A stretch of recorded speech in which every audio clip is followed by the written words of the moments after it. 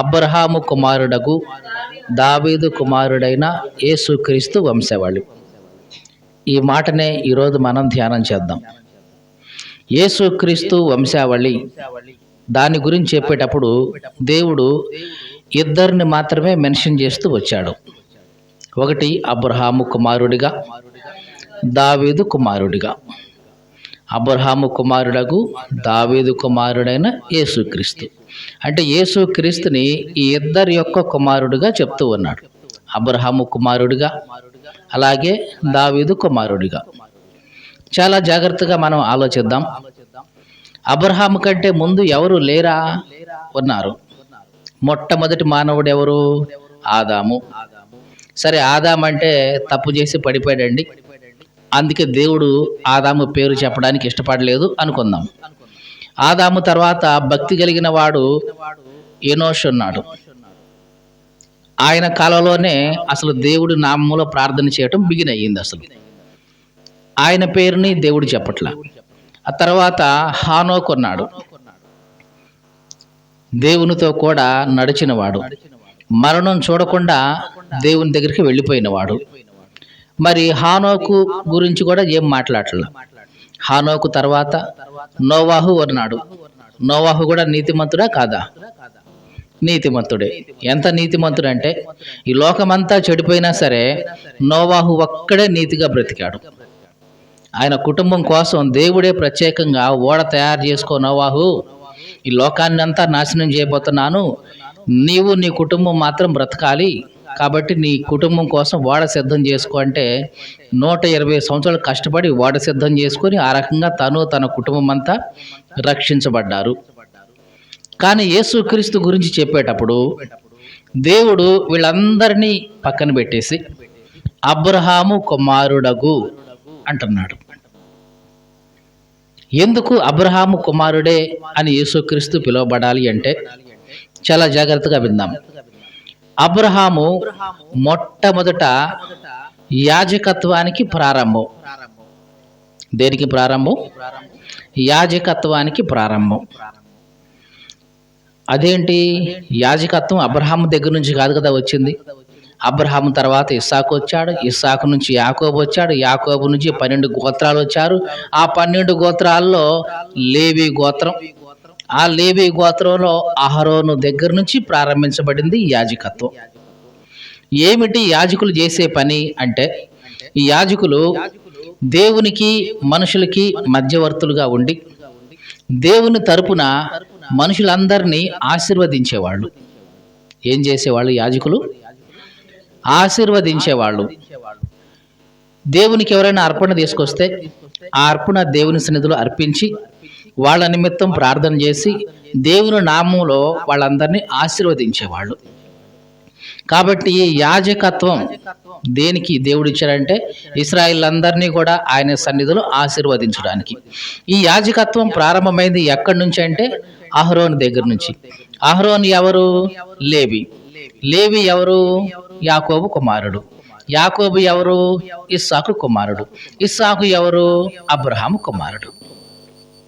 అంటే ఓవరాల్గా ఈ అహరోను యాజకత్వం ప్రారంభమైంది ఎక్కడి నుంచి అంటే అబ్రహాము యొక్క మూలపుత్రుడైన అబ్రహాము నుంచి. అంతేకాదు, అబ్రహాముతో దేవుడు చెప్పాడు ముందుగానే. ఆదికాండం 12వ అధ్యాయం 3వ వచనం మనం చూస్తే దేవుడు అంటాడు, నీ సంతానం వలన భూలోక వంశాలన్నీ కూడా ఆశీర్వదించబడతాయి.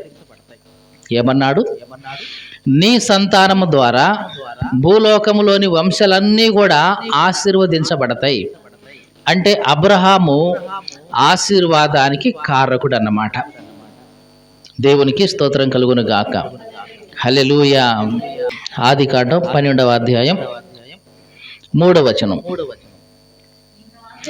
నిన్ను ఆశీర్వదించు వారిని ఆశీర్వదించుదను, భూమి యొక్క నిన్ను దూషించు వారిని శపించెదను, భూమి యొక్క సమస్త వంశములు నీ యందు ఆశీర్వదింపబడునని అబ్రహాముతో అనను. చూడండి, దేవుడు అబ్రహాముతో ఏమన్నాడు? అబ్రహామా, నిన్ను ఎవరైనా ఆశీర్వదిస్తే నేను వాళ్ళు ఆశీర్వదించేస్తా. నిన్ను ఎవరైనా దూషిస్తే నేనే వాళ్ళని శపించేస్తా. విను అబ్రహాం, నీవు ఈ భూలోకములో ఉన్న సమస్త వంశాలు నీ వల్ల ఆశీర్వదించబడతాయి. ఏమన్నాడు? భూలోకంలో ఉన్న సమస్త వంశాలు అవి ఏవైనా సరే అబ్రహాము ద్వారా ఆశీర్వదించబడతాయి. అంటే ఈ భూలోకమంతటికి ఆశీర్వాదం కలిగించే మూల పురుషుడు ఎవరంటే అబ్రహాము. ఆ రకంగా అబ్రహాము ఆశీర్వాదానికి కారకుడుగా ఉన్నాడు. ఈ ఆశీర్వాదం ఎట్లాగా? యాజకత్వం ద్వారా అందరినీ ఆశీర్వదిస్తూ వచ్చాడు. అందుకనే యేసు క్రీస్తుకి జ్ఞానులు అర్పించే 3 అర్పణలు మనకు బాగా తెలుసు. ఏమేమి అర్పించారు? బంగారం అర్పించారు, సాంబ్రాణి అర్పించారు, బోళము అర్పించారు. ఈ బంగారం అనేది దేనికి సూచన అంటే రాజరికానికి సూచన. ఈ బోళము దేనికి సూచన అంటే మానవత్వానికి సూచన. ఈ సాంబ్రాణి దేనికి సూచన అంటే యాజకత్వానికి సూచన. అంటే రాజుగా, మానవుడిగా, యాజకుడిగా యేసుక్రీస్తు ఈ లోకానికి వచ్చాడు అని చెప్పడానికి గుర్తుగా జ్ఞానుల దగ్గర నుంచి బంగారం వచ్చింది రాజరికానికి, బోళం వచ్చింది మానవత్వానికి, తర్వాత సాంబ్రాణి యాజకత్వానికి.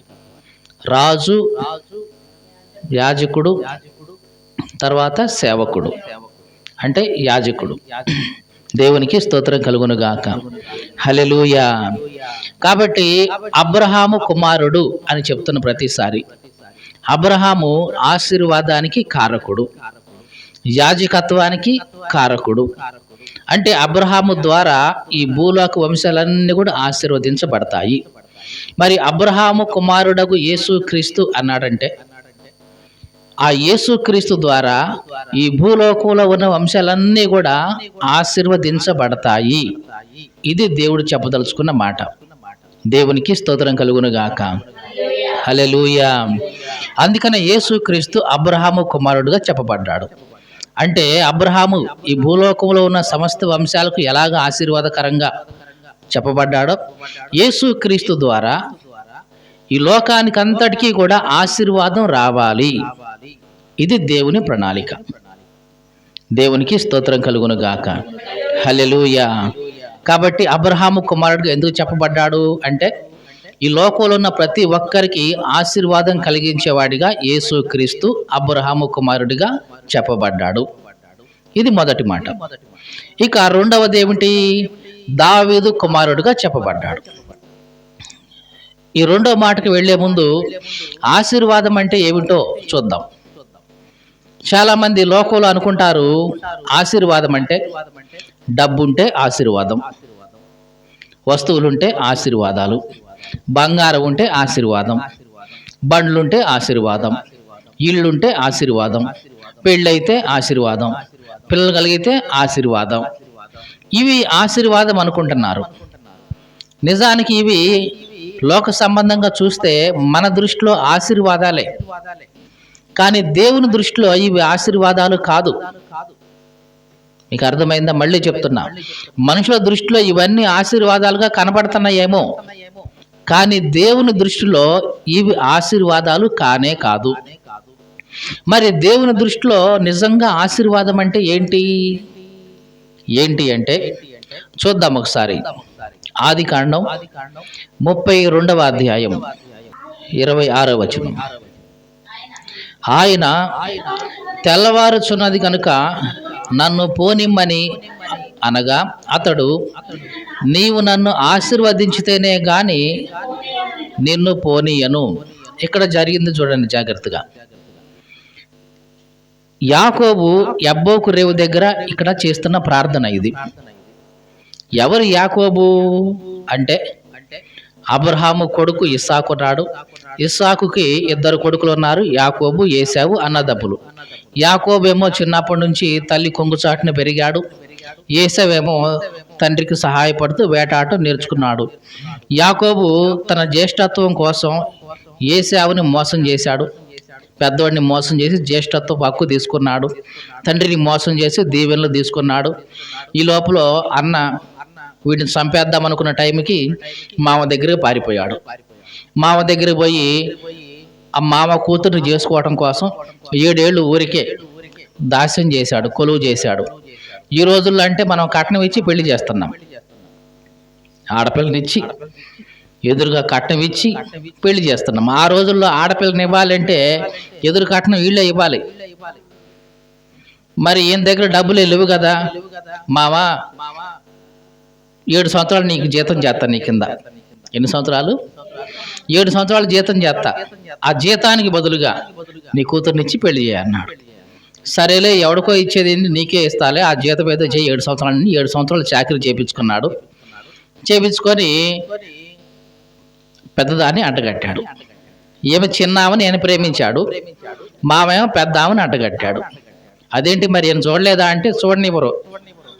ఆ రోజుల్లో ఎట్లుంటుందంటే వివాహం యొక్క పద్ధతి, అందరికి విందు ఏర్పాటు చేస్తారు. తర్వాత పెళ్లి కొడుకుని పెళ్లి కూతుర్ని సింగారిస్తారు. ఇద్దరిని కూడా సపరేట్గా ఒక గదిలోకి పంపిస్తారు, చీకటి గదిలోకి. వాళ్ళు ఆ రాత్రి కార్యం జరిగించుకుని బయటకు వస్తారు. ఇక పెళ్ళి అయిపోయినట్లు లెక్క. ఈ చీకటి గదిలో పంపించేటప్పుడు ఈ మామ లాబాను పెద్దదాన్ని పంపించాడు, లేయాని. లేయా రాహేల్ లాగానే ఉంటుంది, కాకపోతే జబ్బు కళ్ళు ఉంటాయి. ఈ జబ్బు కళ్ళు ఉన్నాయి కాబట్టి, అంటే కళ్ళ జబ్బు ఉంది కాబట్టి లేయాకి యాకోబు లేయాని ఇష్టపడలేదు. చిన్న అమ్మాయి రాహేల్ను కూడా ఇష్టపడ్డాడు. రాహేల్ కూడా లేయాలాగానే ఉంటుంది, కాకపోతే ఈమెకి కళ్ళు చాలా అందంగా ఉంటాయి కాబట్టి. అందుకని ఇంకో నీ చిన్న కుమార్తె కోసం 7 సంవత్సరాలు చేస్తా జీతం అన్నాడు. సరే చేసేయి అన్నాడు. 7 సంవత్సరాలు అయిన తర్వాత పెద్దాన్ని తోలాడు గదిలోకి. తెల్లారి బయటకు వచ్చిన తర్వాత చూస్తే ఏముంది, లేయా. ఏంటి మావ నన్ను ఎట్ట మోసం చేస్తావు నువ్వు అనుకునేదు, నీ చిన్న అమ్మాయి కోసమే కదా 7 సంవత్సరాలు కొలువు చేసింది నీకు అంటే, ఈయన అన్నాడు, అబ్బాయి పెద్ద అమ్మాయికి పెళ్లి చేయకుండా చిన్న అమ్మాయికి పెళ్లి చేయటం మా దేశ మర్యాద కాదు. సరే నీకు చిన్న అమ్మాయి కావాలంటున్నావు కాబట్టి ఇంకో 7 సంవత్సరాలు జీతం చేయి, చిన్న అమ్మాయిని కూడా నీకు ఇచ్చి పెళ్లి చేస్తా. మరి తప్పుద్దాయిక ప్రేమించాడా మరి పాపం. మళ్ళీ ఆ రాహేల్ని ప్రేమించినందుకు ఆ రాహేల్ని పెళ్లి చేసుకోవడం కోసం మళ్ళీ ఇంకో 7 సంవత్సరాలు జీతం చేశాడు మామ కింద. 14 ఏళ్ళు జీతం చేశాడు. ఇక 14 ఏళ్ళు జీతం చేసిన తర్వాత ఇక 6 సంవత్సరాలు మామ మందరం కాసుకున్నాడు. అప్పుడు వచ్చింది కాస్త లాభం. ఈ 6 సంవత్సరాలునే దేవుడు అతన్ని అభివృద్ధి చేశాడు. అంటే పశువులు వచ్చినాయి, గొర్రెలు వచ్చినాయి, గొడ్లు వచ్చినాయి. ఈ 2 భార్యలతో కలిపి 12 మంది పిల్లల్ని కన్నాడు. దాసులు, దాసురాండ్రు, గాడిదలు ఏంటి, గుర్రాలేంటి, ఎద్దులేంటి, మొత్తానికి సమస్తం సంపద సమకూరింది. అలా సమకూరిన పక్షంలో ఈ మామ పిల్లల నుంచి చూసిన మామ ఇతను చూసి ఈర్ష్యపడతా ఉన్నాడు. ఇదంతా మన ఆస్తి కదా, అసలు ఇదంతా వీడికి వచ్చేటప్పుడు వీడికి ఏముంది, ఏమీ లేదు, ఇప్పుడు ఎంత సంపాదించుకుంటే ఇదంతా మనదే కదా అసలు అని ఎప్పుడైతే ఇట్లాంటి ఆలోచన కలిగిందో, అమ్మో ఇక్కడ ఉండటం మంచిది కాదు, నేను నా తండ్రి ఇంటి దగ్గర పోతాను అని బయలుదేరాడు. పోయేటప్పుడు మామకి ఏమి చెప్పట్లా, చెప్తే మళ్ళీ వద్దంటాడని ఆపుతాడని చెప్పకుండా బయలుదేరాడు. మొత్తానికి వెళ్తా ఉన్నప్పుడు ఎవరో వచ్చి ఒక కబురు చెప్పారు, అయ్యా మీ అన్న ఎదురు వస్తున్నాడు. ఒకప్పుడు అన్నను మోసం చేశాడు, దీవెనలు తీసుకున్నాడు. తండ్రిని మోసం చేశాడు, దీవెని తీసుకున్నాడు. ఇప్పుడు ఆ అన్న ఎదురు వస్తున్నాడు, 400 మందిని ఎంటేసుకొని కత్తులు తీసుకుని వస్తున్నాడు అన్నాడు. ఇక యాకోబుకి భయం పట్టుకుంది. నా అన్న ఎదురు వస్తున్నాడా, 400 మందిని ఎంటేసుకుని వస్తున్నాడా అంటే నన్ను చంపేస్తాడు. నేను చేసిన ఆ పాపం నన్ను చంపేస్తుంది. ఇప్పుడు ఒకప్పుడు మోసం చేసి జ్యేష్ఠతో హక్కులు తీసుకున్నా, తండ్రిని మోసం చేసి వాడికి రావాల్సిన దీవెనలు నేను తీసుకున్నా, పగ పెంచుకున్నాడు, మొత్తానికైతే చంపేస్తాడు నన్ను అని భయపడి ముందుగా పశువుల్ని ఒక్కొక్క తర్వాత పని వాళ్ళని, తర్వాత పెద్ద భార్యని లేయని, తర్వాత చిన్న భార్యని పంపించేశాడు, పిల్లల్ని పంపించేశాడు. ఒక్కడు మిగిలిపోయాడు. రాత్రి యబ్బోకు రేవులో ఒక్కడు మిగిలిపోయి ప్రార్థన చేస్తా ఉన్నాడు, దేవా నా తండ్రి ఇంటి నుంచి నేను ఊరికే వచ్చాను, ఇప్పుడు విస్తారమైన సంపద ఇచ్చేసావు, ఇదంతా నేను తగిన వాడిని కాదు అయినా ఇచ్చావు, కానీ ఇప్పుడు నాకు ఆశీర్వాదం కావాలి. ఏమంటున్నాడు, నాకు ఆశీర్వాదం కావాలి అంటున్నాడు. నువ్వు నేను గనక ఆ సమయంలో అక్కడ ఉంటే యాకోబు నీకేమైనా మైండ్ పోయిందా? దేవుడు నీకు ఎంత ఇచ్చాడు చూడు. 2 భార్యలు ఇచ్చాడు, 12 మంది పిల్లల్ని ఇచ్చాడు, దాసుల్ని దాసురాండ్రని, ఇదిగో పశువుల్ని, సంపద ఎంత ఇస్తే మళ్ళీ ఏ ముఖం పెట్టుకున్న ఆశీర్వాదం అంటావేంటి అని మనం అంటాం. కానీ యాకోబు అడుగుతున్న ఆశీర్వాదం ఇదిగో మనం అనుకున్న ఆశీర్వాదం కాదు. ఏమిటి ఆశీర్వాదం అంటే, తన అన్న ఎదురొస్తున్నాడు 400 మందిని అంటేసుకొని. అంటే ఏమొస్తుంది తన ఎదురుగా? చావు ఎదురుగొస్తుంది. ఏమొస్తుంది? చావు, మరణం తన ఎదురుగొస్తుంది. ఇప్పుడు ఆ మరణం నుంచి తను తప్పించబడాలి. ఇదే తనకు ఆశీర్వాదం. ఈ ఆశీర్వాదం కోసమే యాకోబు పెనుగులాడుతూ ఉన్నాడు. అలా పెనుగులాడుతూ ఉంటే దేవుడే నరుని రూపంలో వచ్చి యాకోబుతో పెనుగులాడుతూ ఉన్నాడు. ఎంతసేపటికి యాకోబు వదిలిపెట్టట్లా. ఈ దేవుడు అంటున్నాడు, తెల్లారుతుంది అబ్బాయి, నన్ను బోని అంటే, ఇప్పుడు యాకోబు అంటున్నాడు, నువ్వు నన్ను ఆశీర్వదిస్తే తప్ప నేను బోనీను. అప్పుడు అడిగాడు, నీ పేరేంటి? నా పేరు యాకోబు. యాకోబు అంటే మోసగాడు అని అర్థం. ఒకప్పుడు తండ్రి దగ్గర పోయి, నువ్వు యాకోబువేనా అంటే, కాదు ఏశావుని అని అబద్ధం చెప్పి తండ్రి దగ్గర నుంచి దీవెనలు తీసుకున్నాడు యాకోబు. ఇప్పుడు యథార్థంగా చెప్తున్నాడు, నేను యాకోబుని, మోసగాడినే, మోసం చేశా, నన్ను క్షమించు అని పశ్చాత్తాపడ్డాడు. అప్పుడు దేవుడు అతన్ని ఆశీర్వదించాడు. అంటే తన ఎదురుగా వస్తున్న మరణం ఏదైతే ఉందో అది తన మీదకి రాకుండా దేవుడు అతన్ని ఆశీర్వదించాడు. ఆశీర్వాదం అంటే ఇది. ఏమిటి ఆశీర్వాదం అంటే, ఎదురుగా మరణం ఉంది, ఆ మరణం నుంచి తప్పించబడాలి. ఇది నిజమైన ఆశీర్వాదం. ఈ మాటలు వింటున్న నా ప్రియ సహోదరి సహోదరుడా, ఈ లోకంలో ప్రతి వ్యక్తికి మరణం అనేది ఎదురవుతూ ఉంది. శరీర సంబంధమైన మరణం కాదు, అది అందరికీ వస్తుంది.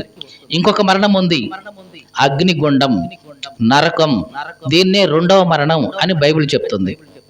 ఈ 2వ మరణం నుంచి ఎవరైతే తప్పించబడుతున్నారో వాళ్ళు ఆశీర్వదించబడిన వాళ్ళు. యేసు క్రీస్తు ఈ లోకానికంతటికి ఆశీర్వాదాన్ని ఇవ్వడానికి వచ్చాడు. అంటే ఆ 2వ మరణం నుంచి, అగ్నిగుండం నుంచి తప్పించడానికి వచ్చాడు. ఈ ఆశీర్వాదం ఇవ్వడం కోసం యేసుక్రీస్తు వచ్చాడు. మీకు అర్థమైందా? ఆశీర్వాదం అంటే మరణం నుంచి తప్పించబడటమే ఆశీర్వాదం, నరకం నుంచి తప్పించబడటమే ఆశీర్వాదం. యేసుక్రీస్తు ఈ భూలోకాన్ని అంతటిని కూడా నరకం నుంచి తప్పించాలని ఆయన వచ్చాడు. ఈ ఆశీర్వాదం ఇవ్వడానికే దేవుడు యేసుక్రీస్తు ఈ లోకానికి వచ్చాడు. దేవునికి స్తోత్రం కలుగును గాక. హల్లెలూయా. అందుకనే ఆయన ఆశీర్వాదానికి కారకుడిగా ఉన్నాడు. అబ్రహాము కుమారుడిగా చెప్పబడ్డాడు.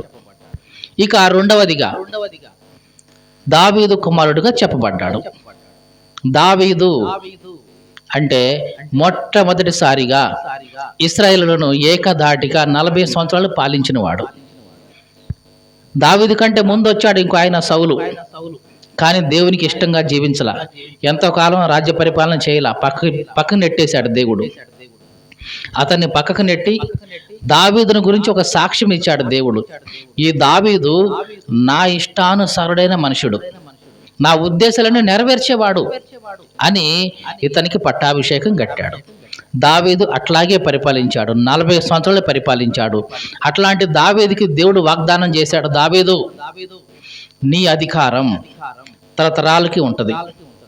భూమి ఉన్నంత కాలం, సూర్యుడు ఉన్నంత కాలం నీ రాజ్యం ఎప్పుడు కూడా నిలిచిపోతుంది, నీ పేరు ఎప్పుడు కూడా నిలిచిపోతుంది, నీ అధికారం ఎప్పుడు కూడా ఎట్లాగే ఉంటుంది అని వాగ్దానం చేశాడు.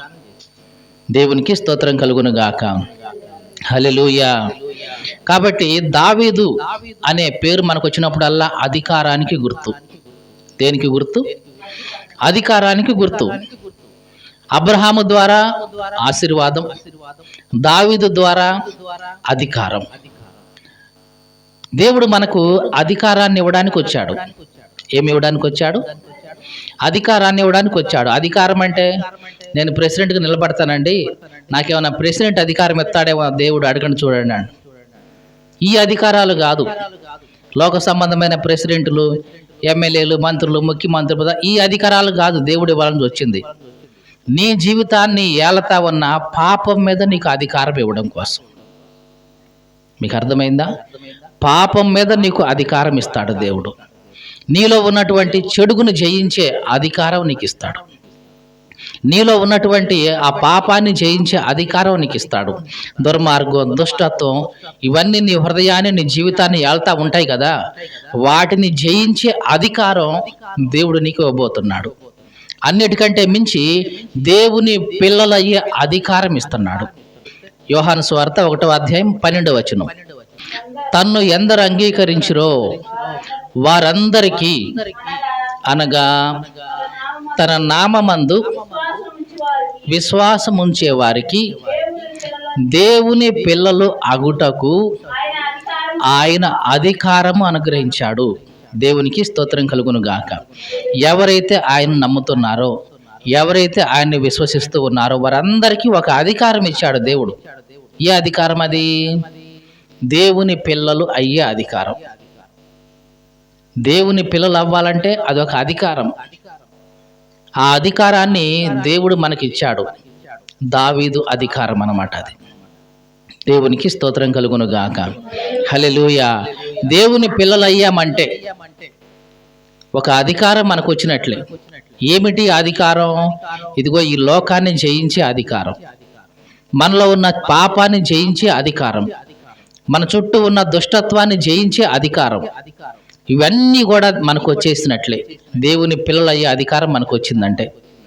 కాబట్టి అబ్రహాము ద్వారా లోకమంతటికి ఆశీర్వాదం, దావీదు ద్వారా లోకమంతటికి అధికారం ఇవ్వడానికి యేసుక్రీస్తు వచ్చాడు. కాబట్టి రాజుగా, యాజకుడిగా ఆయన వచ్చాడు. ఈ మాటలు వింటున్న ప్రియ సహోదరి సహోదరుడా, యేసుక్రీస్తు అబ్రహాము కుమారుడు అంటే ఈ లోకానికి అంతటికి ఆశీర్వాదం ఇచ్చేవాడు. దావీదు కుమారుడు అంటే ఈ లోకానికి అంతటికి అధికారం ఇచ్చేవాడు. కాబట్టి యేసుక్రీస్తు అబ్రహాము కుమారుడిగా, దావీదు కుమారుడిగా చెప్పబడ్డాడు. మరి నీవు నేను యేసుక్రీస్తు బిడ్డలుగా అధికారం పొందామా లేదా? నీవు నేను ఎవరు? యేసుక్రీస్తు బిడ్డలం. అంటే నువ్వు కూడా అబ్రహాము యొక్క కుమారుడిగా, నువ్వు కూడా దావీదు కుమారుడిగా చెప్పబడుతున్నట్లే కదా. యేసుక్రీస్తు బిడ్డవు అన్నప్పుడు నీవు కూడా అబ్రహాము కుమారుడుగా ఉన్నట్లే, దావీదు కుమారుడుగా ఉన్నట్లే. అంటే నీ ద్వారా కూడా ఈ లోకమంతటికి ఏమి కలగాలి? ఆశీర్వాదం కలగాలి. నీ ద్వారా ఈ లోకమంతటికి ఏం కలగాలి? అధికారం కలగాలి. అంటే నువ్వు చేసే ప్రార్థనల ద్వారా ఈ లోకమంతటికి ఆశీర్వాదం కలగాలి. ఆశీర్వాదం అంటే మళ్ళీ చెప్తున్నా, నరకం నుంచి తప్పించబడటమే. అంటే నువ్వు చేసే ప్రార్థన ద్వారా నీ కుటుంబంలో ఉన్న వాళ్ళు నరకం నుంచి తప్పించబడాలి. అంటే మారు మనసు పొందాలి, రక్షణలోనికి రావాలి. నువ్వు చేసే ప్రార్థనల ద్వారా నీ చుట్టూ ఉన్న నీ బంధువులు, నీ స్నేహితులు వీళ్ళందరూ కూడా మరణం నుంచి, నరకం నుంచి తప్పించబడాలి. ఆ విధంగా వాళ్ళందరికీ నీవు ఆశీర్వాద కారకుడుగా ఉండాలి. ఇది దేవుని యొక్క ప్రణాళిక, దేవుని యొక్క సంకల్పం. దేవునికి స్తోత్రం కలుగును గాక. హల్లెలూయా. అలాగే నువ్వు చేసే ప్రార్థన ద్వారా నీ ఇంట్లో ఉన్న వారికి, నీ బయట ఉన్న వారికి, నీ చుట్టుపక్కల వారికి, స్నేహితులకి, బంధువులకు వీళ్ళందరికీ కూడా అధికారం రావాలి. ఏ అధికారం అది? దేవుని పిల్లలయ్యే అధికారం. అంటే నువ్వు చేసే ప్రార్థన ద్వారా వాళ్ళు మారు మనసు పొంది రక్షణలోనికి వచ్చి వాళ్ళు కూడా దేవుని పిల్లలు అవ్వాలి. అలా అయ్యేలాగా నీవు కూడా ఉండాలి. అబ్రహాము కుమారుడుగా ఉండాలి, దావీదు కుమారుడుగా కూడా ఉండాలి. అందుకోసమే దేవుడు అబ్రహాము కుమారుడిగా, దావీదు కుమారుడిగా చెప్పబడ్డాడు. మరి నీవు నేను కూడా యేసుక్రీస్తు బిడ్డలం కాబట్టి నీవు నేను కూడా అబ్రహాము కుమారుడుగా, దావీదు కుమారుడుగా ఉండాలి. అంటే నీ ద్వారా అందరికీ ఆశీర్వాదం కలగాలి. అంటే నరకం నుంచి తప్పించబడాలి. నీ ద్వారా, నీ ప్రార్థన ద్వారా అందరూ దేవుని పిల్లలు అవ్వాలి. ఆ అధికారం వాళ్ళకు రావాలి. దేవునికి స్తోత్రం కలుగును గాక. హల్లెలూయా. చివరిగా ఒక మాట చదువుకొని మన ధ్యానాన్ని ముగించుదాం. 1 పేతురు పత్రిక 2వ అధ్యాయం 9వ వచనం. జాగ్రత్తగా విందాం. అయితే మీరు చీకటిలో నుండి ఆశ్చర్యకరమైన తన వెలుగులోనికి మిమ్మును పిలిచిన వాని గుణాతిశయములను ప్రచురము చేయు నిమిత్తం. జాగ్రత్తగా చూడండి. మీరు ఎవరంట? ఏర్పరచబడిన వంశం. జాగ్రత్తగా చూడండి, నువ్వు ఎవరు? ఏర్పరచబడిన వంశం. ఇంకా రాజులైన యాజక సమూహం. జాగ్రత్తగా చూడండి, రక్షణ పొందిన నీవు ఎవరు? ఏర్పరచబడిన వంశం, రాజులైన యాజక సమూహం. రాజులు యాజకులు అయిన సమూహం అంటే ఒక్కడే, రాజుగా యాజకుడిగా. అంటే యేసుక్రీస్తు దావీదు విషయం చూస్తే రాజుగా అధికారం పొందినవాడిగా, అబ్రహామును చూస్తే యాజకుడిగా ఉన్నాడు. అవునా కాదా? అబ్రహాము కుమారుడు అన్నప్పుడు యాజకుడిగా, దావీదు కుమారుడు అన్నప్పుడు రాజుగా. ఇవి రెండు కూడా యేసుక్రీస్తులో ఉన్న లక్షణాలు. నీవు నేను కూడా ఎట్లా ఉండాలి? ఇప్పుడు రాజులైన యాజకుడిగా ఉండాలి. రాజే అయినా యాజకుడిగా ఉంటాడు. రాజు అన్నప్పుడు దావీదు కుమారుడు, యాజకుడు అన్నప్పుడు అబ్రహాము కుమారుడు. నీవు నేను కూడా రాజులైన యాజక సమూహంగా ఉండాలి. అంటే దావీదు కుమారుడిగా, అబ్రహాము కుమారుడిగా, ఈ లోకమంతటికి ఆశీర్వాద కారకులుగా నీవు నేను ఉండాలి అనేది దేవుని యొక్క సంకల్పం. దేవునికి స్తోత్రం కలుగును గాక. హల్లెలూయా. ఈ మాటలు వింటున్న ప్రియ సహోదరి సహోదరుడా, నిన్ను దేవుడు అనేకులకు ఆశీర్వాద కారణంగా చేయడానికి పిలిచాడు. మరి నీవు ఆయన సన్నిధికి వస్తే నీవు ఆశీర్వదించబడతావు, నీ ద్వారా అనేకులు ఆశీర్వదించబడతారు. నీవు ఆయన సన్నిధికి వస్తే దేవుని పిల్లలయ్యే అధికారం నువ్వు పొందుతావు, నీ ద్వారా అనేకులు దేవుని పిల్లలయ్యే అధికారం వాళ్ళు పొందుకుంటారు. మరి నీవే దేవునికి దూరంగా ఉంటే మీకు అర్థమైందా? ఆశీర్వాదాన్ని ఇవ్వాల్సిన నీవే దేవునికి దూరంగా ఉంటే నువ్వు ఇంకెట్లా ఇస్తావు ఆశీర్వాదాన్ని? కాబట్టి మనము దేవుని సన్నిధిలో ముందు ఉండాలి. మనం ఆశీర్వాద కారకులుగా ఉండాలి. మన ద్వారా అనేకులు ఆశీర్వదించబడాలి. మనం దేవుని పిల్లలకు అధికారం పొంది ఉండాలి. మన ద్వారా అనేకులు దేవుని పిల్లలయ్యే అధికారం వాళ్ళు పొందాలి. అట్లాంటి కృప దేవుడు ఈ నూతన సంవత్సరంలో మనకందరికీ అనుగ్రహించునుగాక. ఆమేన్.